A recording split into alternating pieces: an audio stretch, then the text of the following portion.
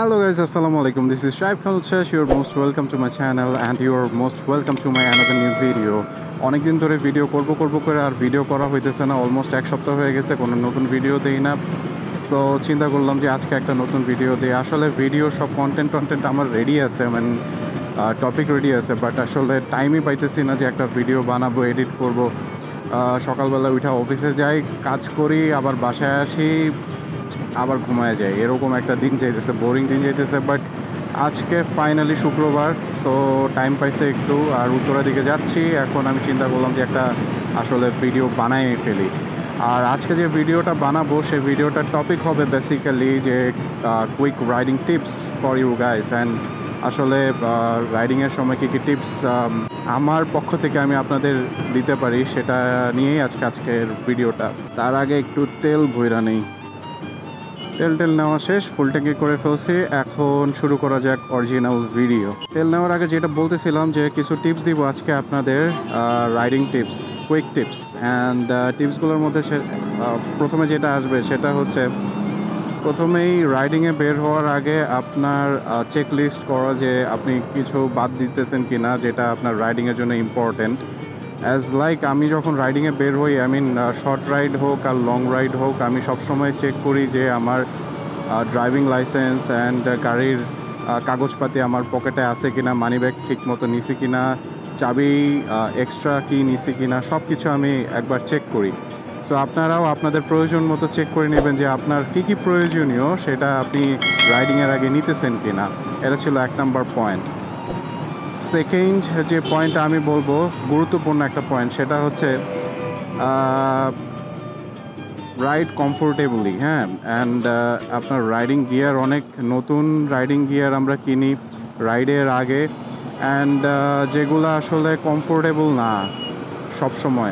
নতুন অবস্থায় তো অবভিয়াসলি কমফোর্টেবল না, এটা আস্তে আস্তে কমফোর্টেবল হয়। So don't ride with uncomfortable gears. আপনি যখন একটা রাইড প্ল্যান করবেন তার অ্যাটলিস্ট 1 সপ্তাহ অথবা 2 সপ্তাহ আগে রাইডিং গিয়ারগুলো কিনবেন। অ্যান্ড ওই 1-2 সপ্তাহ আপনি ওই রাইডিং গিয়ারগুলো পরে ইউজ টু হওয়ার ট্রাই করবেন, তারপরে রাইডিংয়ে বের হবেন। সেটা হইতে পারে গ্লাভস, হেলমেট, ইভেন কি রাইডিংয়ের জন্য যে নতুন ব্যাগটা, সেই ব্যাগটাও আপনার পিঠে ঠিকমতো ফিট হচ্ছে কিনা, আপনি ঠিকমতো বাঁধতে পারতেছেন কিনা, সব কিছু আপনি একবার চেক করবেন যে এই জিনিসগুলো আপনার রাইডিংয়ের সময় যেন প্যারা না হয়। যদি রাইডিংয়ের সময় প্যারা হয়ে যায় তাহলে আপনার পুরো রাইডিংয়ের মজাটা নষ্ট হয়ে যাবে ভাই। সো রাইডিংয়ে বের হওয়ার আগে অবভিয়াসলি আপনার riding gears and all equipments আর কমফোর্টেবল আছে কি না সব কিছু আপনারা একবার দেখে নেবেন। এটা ছিল আমার 2 নম্বর পয়েন্ট। 3 নম্বর পয়েন্টটা হচ্ছে যে আপনি যখন রাইডিংয়ে বের হবেন, যেই জায়গায় যাচ্ছেন সেই জায়গায় রুট প্ল্যান করা। অ্যান্ড এমন হইতে পারে যে আপনি যেই জায়গাটাতে যাচ্ছেন সেই জায়গায় যাওয়ার আসলে 2-3টা রোড আছে, অ্যান্ড কিছু শর্টকাটও আছে, অ্যান্ড আপনি হয়তো বা জানেন না। এখন গুগল ম্যাপ যে রোড দিয়ে দেখাবে সেই রোডে আপনি চলে যাবেন, কিন্তু যেয়ে দেখবেন যে রাস্তাটা খারাপ, রাস্তাটা প্রিপেয়ার না, অ্যান্ড রাস্তাটা আসলে বাইক রাইডিংয়ের জন্য ভালো না।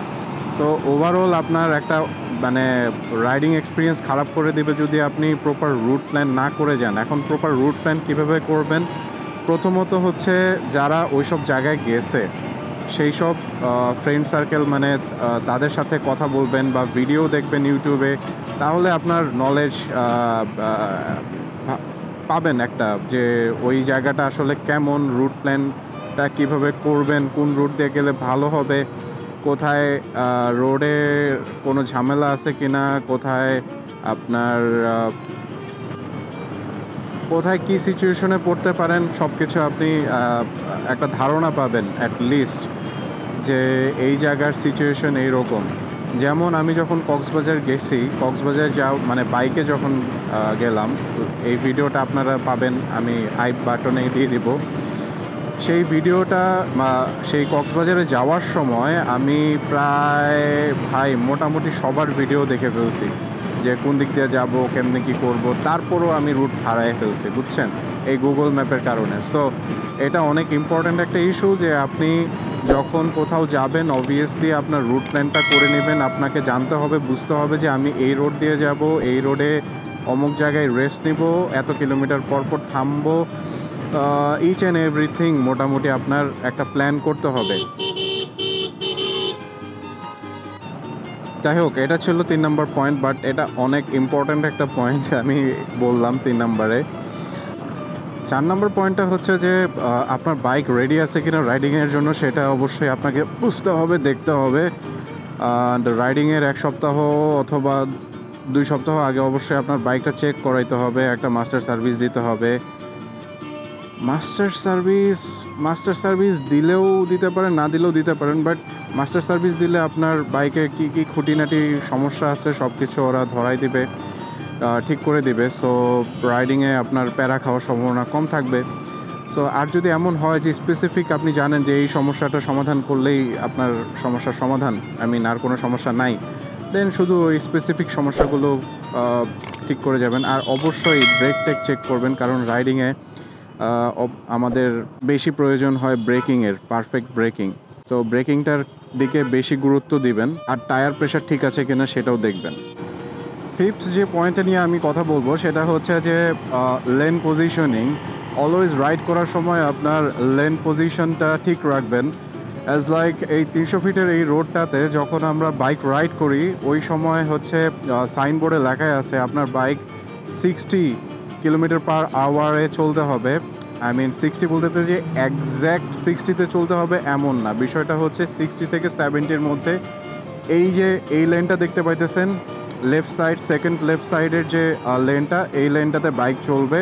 অ্যান্ড আপনি যদি 60 থেকে 70 এই স্পিডে এই লেনে বাইক চালান, আশা করা যায় আপনার বাইক বা আপনি কখনো অ্যাক্সিডেন্টের সম্মুখীন হবেন না। বাট এই লেনে যদি আপনার স্পিড থাকে 100, 110 বা 100+ বা 80+, দেন কিন্তু একটা চান্স বাইরা যায় অ্যাক্সিডেন্টের, রাইট? কারণ আমি এখন পর্যন্ত যতগুলো অ্যাক্সিডেন্ট দেখছি এই 300 ফিট রোডে বা আদার্স কোনো রোডে যখন অ্যাক্সিডেন্ট হয়, মোস্ট অফ দ্য অ্যাক্সিডেন্ট কিন্তু কয়েকটা কমন রিজনে হয়। আর সেটা হচ্ছে যে আপনি রাইট লেনে না থাকার কারণে।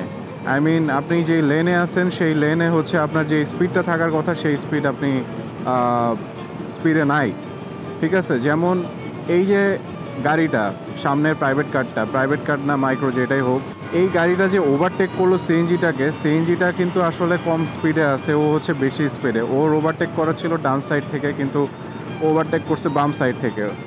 সো এইসব বিষয় অলওয়েজ আপনার মাথায় রাখতে হবে, খেয়াল করতে হবে যে আপনি কোন লেনে আছেন, আপনি কখন কোন স্পিডে কোন গাড়িকে ওভারটেকিং করতেছেন। এখন এমন যদি হয় আপনার ডানে যাওয়া দরকার, আপনার কোনো গাড়িকে ওভারটেক করে ভাই বামে বা ডানে যাওয়ার দরকার নেই, আপনি একটু স্লো হন, ওই গাড়িটাকে যাইতে দেন, দেন হচ্ছে ডানে বা বামে ক্রস করেন। সো ছোট এই বিষয়গুলো আমাদের অলওয়েজ মাথায় রাখা উচিত।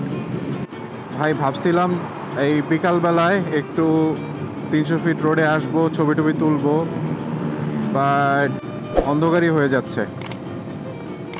যাই হোক, উল্টাপাল্টা কথা না বলে মেন ভিডিওর জন্য কথাটা বলি। সিক্সথ যে পয়েন্টটা আমার কাছে মনে হয় মোস্ট ইম্পর্ট্যান্ট, সেটা হচ্ছে ব্রেকিং। অবশ্যই আপনাকে আপনার ব্রেকিংটা শিখতে হবে according to your limit and speed.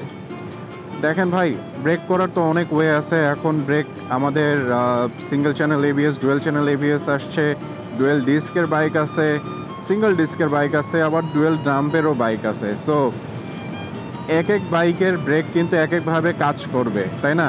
যেটা ডুয়েল চ্যানেল এবিএস, যেটা যেরকম ব্রেক বাইট দিবে সেরকম বাইট তো আমার বাইকে দিবে না। সো অলওয়েজ আপনার বাইকে কীরকম ব্রেকিং পারফরমেন্স হয় সেটার সাথে আপনাকে মানানসই হইতে হবে, সেইটার সাথে আপনাকে ইউজ টু হইতে হবে। অ্যান্ড আপনাকে বুঝতে হবে যে এই স্পিডে আমার এই বাইকটা এতটুকু টাইম নেয় ব্রেক করার জন্য, বা I am capable to brake this bike within this limit, right? So আপনাকে অলওয়েজ আপনার লিমিট জানতে হবে, আপনার বাইকের লিমিট জানতে হবে, ব্রেকের লিমিট জানতে হবে, সেই সাথে টপ স্পিডেরও লিমিট জানতে হবে, যে আপনি আপনার বাইকটা কখন টান দিয়া পুশ দিয়ে একদম মনে করেন যে টপ স্পিডে নিয়ে যেতে পারেন, কতক্ষণ টাইম লাগে, কারণ এই জিনিসটা প্রয়োজন হয় যখন আপনি কী করবেন, যখন হচ্ছে মানে হাইওয়েতে যাবেন, কোনো ওভারটেকিং করতে যাবেন, চেস করবেন কারোর সাথে, কোনো বাসের সাথে বা গাড়ির সাথে, তখন কিন্তু আপনার এই লিমিটটার দরকার হবে এবং হুটহাট সিচুয়েশন আসতে পারে, আপনাকে ব্রেক করে জমায় ফেলতে হইতে পারে, সেই সময় আপনার এই ব্রেকিং ক্যাপাবিলিটি কাজে লাগবে। যাই হোক, আর কি বলবো, আর তেমন কিছু বলার নাই। আর একটা বিষয় সেটা হচ্ছে আপনি যখন লং রাইড করতেছেন as well as city ride, আপনি কিন্তু আপনার ফুয়েলটাকে কাজে লাগাইতে পারেন। আই মিন কীভাবে কাজে লাগাতে পারেন, আপনার রাইডিং স্কিল যদি ভালো হয় তাহলে আপনার ফুয়েল এফিসিয়েন্সি বেড়ে যাবে, আপনার তেল কম খাবে, সো সেক্ষেত্রে আপনার টাকাও কিছুটা বেঁচে যাবে।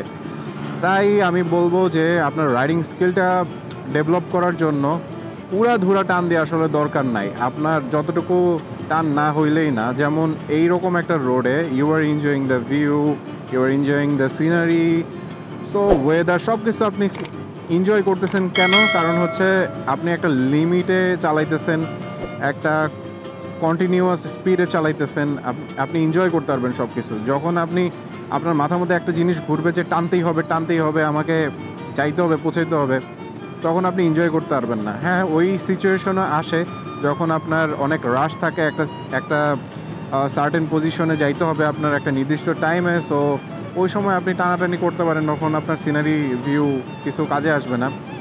বাট ওভারঅল যখন আপনি ট্রাভেলে যাবেন, রাইড করতে বেরোবেন, তখন আপনি ট্রাই করবেন যে এনজয় করার জন্য মোমেন্টটা। হ্যাঁ, তো সেই জন্য আপনাকে অবভিয়াসলি একটা লিমিটেড স্পিডে টানা উচিত, যাতে করে আপনি সব কিছু এনজয় করতে পারেন, সাথে সাথে আপনি ব্রেক করে জমায়েও ফেলতে পারেন যে কোনো সিচুয়েশনে। আরও অনেক বিষয় আছে যেগুলো মনে করেন আপনার রাইডিং টিপস আমি দিতে পারি, বাট এত রাইডিং টিপস দেওয়া ভাই কী করবো একটা ভিডিওতে, আরও ভিডিও আসুক সামনে, তাই না? এই ভিডিওটা এই পর্যন্তই থাক। যদি ভালো লেগে থাকে আমার এই ভিডিওটা, অবশ্যই লাইক, কমেন্ট অ্যান্ড সাবস্ক্রাইব করে দিয়ে যাবেন, শেয়ার করতে পারেন আপনার বন্ধুবান্ধবদের সাথে যারা রাইডিংয়ের সাথে জড়িত আছে, রাইড করেন আপনি যাদের সাথে। সো এই ছিল আজকের ভিডিও, দেখা হচ্ছে নেক্সট ভিডিওতে। ততদিন ভালো থাকবেন, সুস্থ থাকবেন, be happy, do whatever you want without harming anyone. Tata.